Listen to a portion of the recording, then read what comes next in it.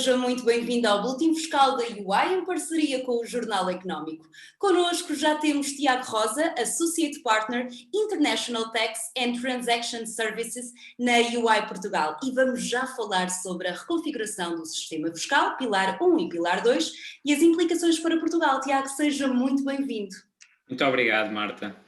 Vamos já começar então com a primeira questão. Em que consiste o plano de ação para a concretização dos pilares 1 e 2 do BEPS e ainda quais são as principais ações previstas? Bom, a título preliminar, dar nota aqui que estes pilares 1 e 2 do BEPS consistem eles próprios já num plano de ação que foram definidos pelo designado Inclusive Framework. Este Inclusive Framework é, no fundo, composto por representantes da OCDE e do G20, e consiste num órgão técnico responsável por acompanhar e monitorizar a implementação das ações resultantes do projeto BEPS. A grande novidade a este respeito é que no passado dia 1 de julho, ou seja, no início deste mês, e após aqui alguns anos de trabalho e negociações, os membros do Inclusive Framework, diga-se, representam mais de 90% do PIB mundial, ou seja, têm uma representatividade enorme, emitiram uma declaração na nota que a grande maioria dos seus membros, importa dar nota que não foi a totalidade, mas foi uma grande maioria, chegaram a um acordo preliminar e condicional com uma abordagem assente nos dois pilares de que falava e que terão como objetivo combater práticas abusivas resultantes dos novos desafios impostos por uma economia mais global e cada vez mais digital. Em termos muito sumários, no âmbito do Pilar 1, no fundo procuram soluções para determinar de forma mais justa a maneira como as grandes multinacionais, que no fundo são os destinatários destas medidas, deverão alocar os seus lucros tendo em conta o nexo e localização dos seus consumidores finais. Já no âmbito do Pilar 2, procura-se estabelecer, e esta tem sido a medida de facto mais divulgada, estabelecer um sistema nos termos do qual as multinacionais deverão pagar uma taxa mínima de imposto sobre os lucros, que o que está estabelecido agora é que não deverá ser inferior a 15%. As entidades abrangidas no Pilar 1 serão multinacionais, como já referi, com um volume de negócios, nesta fase o que está previsto é que seja superior a 20 bilhões de euros e uma margem, uma rentabilidade acima dos 10%. Este limite mínimo dos 20 bilhões está previsto que venha a ser reduzido para 10 bilhões, dependendo do sucesso da implementação da medida, e isto será aferido num período de 7 anos após a implementação da medida. A ideia, no fundo, e como já disse, é permitir aos países onde as empresas comercializam os seus produtos ou serviços que possam tributar entre 20% a 30% do lucro residual, que chega àquela margem de rentabilidade de 10% que eu falei, quando pelo menos 1 milhão de euros das vendas provenha dessa mesma jurisdição. Já no Pilar 2, é importante de facto dar nota que o designado imposto mínimo que se tem falado não cria qualquer obrigação aos países de aumentar a sua taxa de imposto,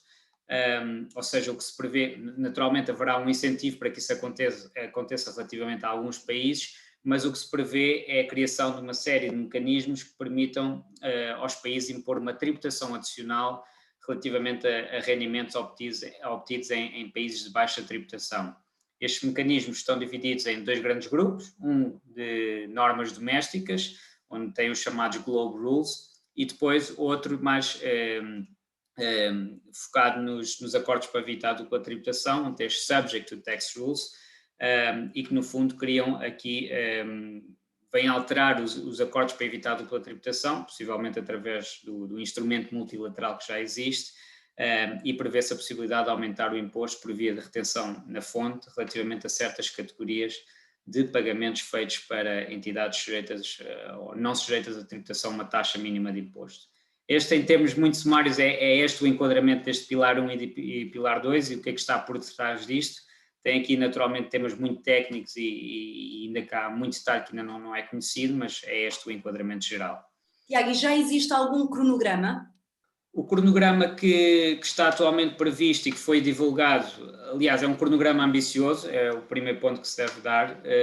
Esta ambição é já assumida pelo próprio Inclusive Framework, vem por eles próprios referirem que o plano previsto é ambicioso, mas as datas de referência nesta fase são que agora até outubro de 2021 haverá continuação das reuniões gerais e técnicas onde a OCDE vai fazer uma consulta, vai fazer várias consultas formais e informais a empresas e outras partes interessadas, no fundo para recolher estes inputs necessários para a definição do que é que serão as medidas. Depois, ainda em outubro deste ano,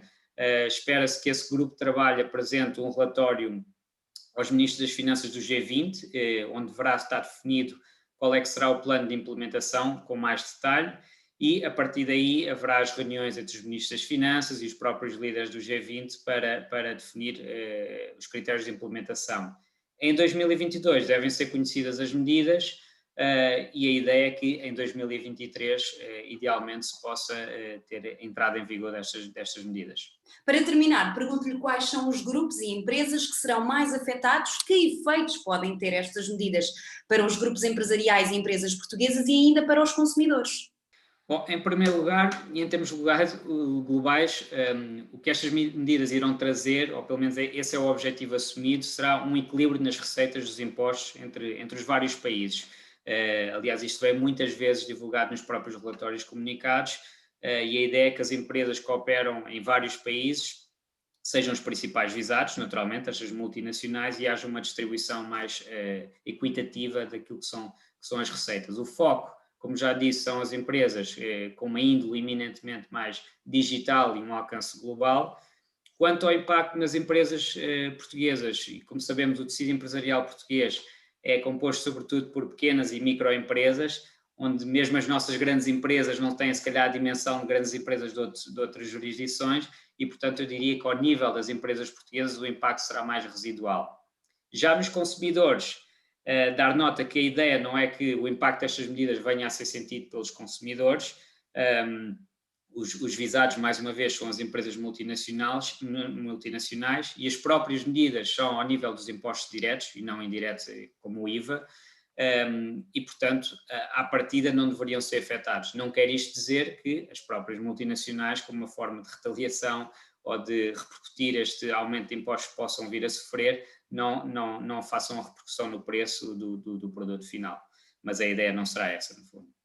Muito obrigada, Tiago Rosa, e muito obrigada também a si que esteve desse lado. Já sabe que pode rever este e outros vídeos no site do Jornal Económico, no EasyTax e no Boletim Fiscal. Tenha uma boa tarde.